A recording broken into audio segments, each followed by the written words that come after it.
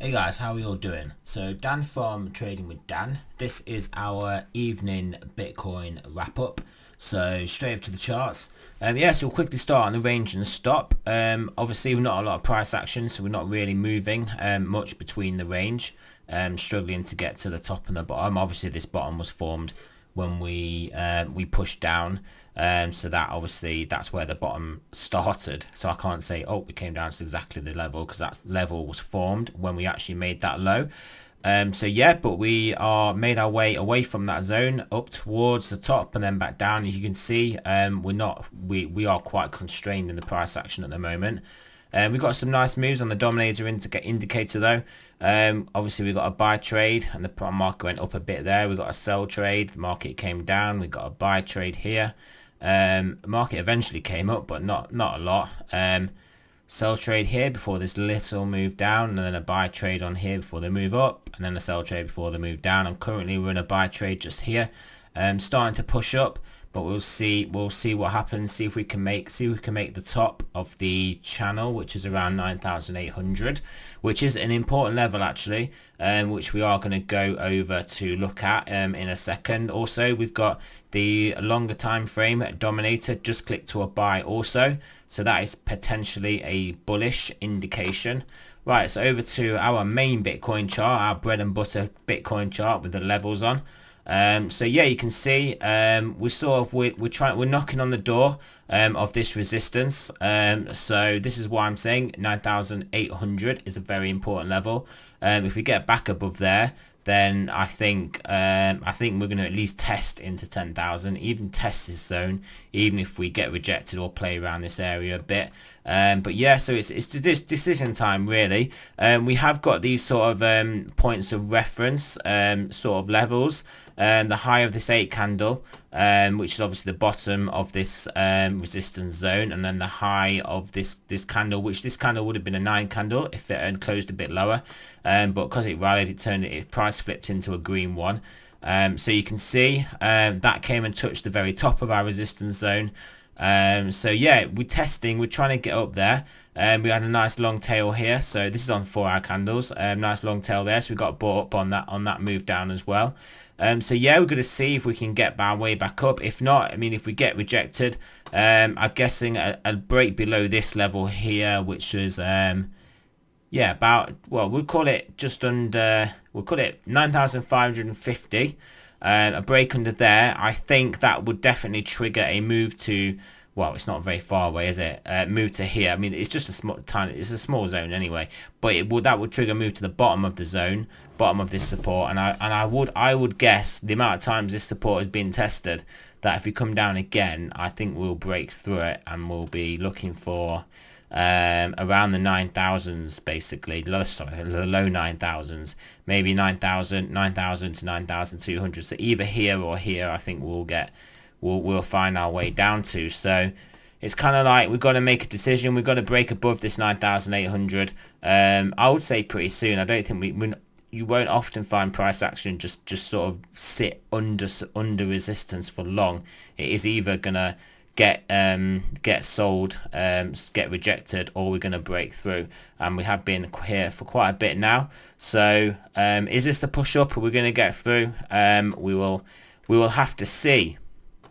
So going over to the 12-hour 12-hour Stokes, again literally not really doing anything, so I just look back at those 4-hour Stokes, potentially looking like they were going to move down, but I think if we close the next candle where we are now, we will probably start to turn these back up again.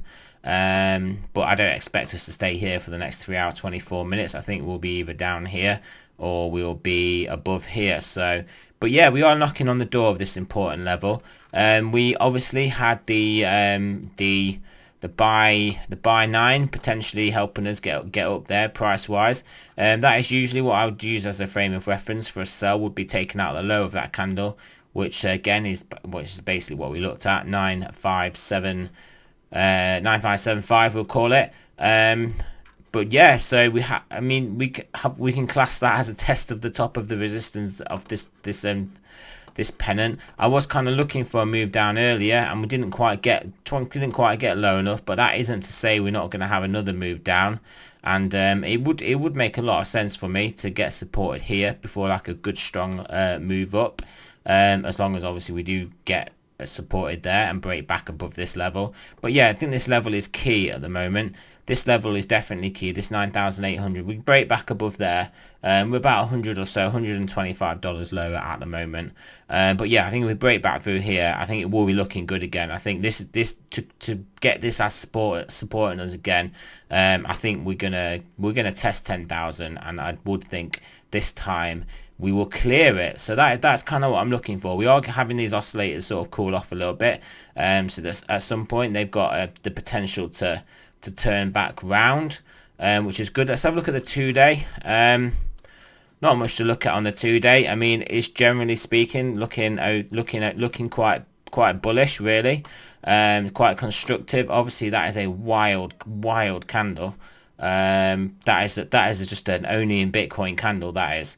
But yeah, I mean, if you just look at the actual low and the high, how much of like our previous price action for a while is encompassed. I mean, it's basically almost a whole month plus worth of price action was all within that range, apart from this tiny bit of wick here. So it's like whatever level you bought or sold or did any action you did in this whole month period, you could have set your orders to basically break even the trade, and wouldn't have mattered where you bought or sold, you would have got out of that trade just on this little move here on this candle. So that is the madness, that is the craziness, that is Bitcoin. And Bitcoin is the most well behaved out of all these cryptos. We've got other crypto, we've got the altcoins, which are basically yeah. And obviously a lot of you guys trade the altcoins, so you know what they're about. But anyway, yeah, so that's it really. That's all I'm kind of looking at here. We'll look at our so you can see we've actually got the buy trade in the DMT again. Just because we've not got great price action, it's just not working out the greatest for DMT either. You can see we got the buy trade there and then basically came back low. We've had a very similar trade to that, I know, recently. I remember seeing it. Yeah, I think it was down here. This was it, wasn't it? We basically got the buy trade look, and then we came down and literally pierced the bottom before obviously making a big move up. It's quite similar to what we've just had. Come on, guys. How far did I scroll back? Yeah, so we actually broke back up, came down, pierced the bottom, and then had quite a big move back up. So similar price action. So getting supported by the buy line here, though, which is more what you'd hope to see, not the wick straight through it. So yeah, potentially lining up for some bullish action here, based on we're bullish in DMT. We just ticked bullish in the Dominator. We are close. $125 to an important level, which is basically this level here. If we take out that high there, take out all this price action, yeah, I mean, we've obviously got here, and this is very micro level, but we've got low, higher, low, higher, low. It looks to me like we could break through, and if we do, obviously if we do, then onwards and upwards. If we don't, we've spoke about what our downside targets are.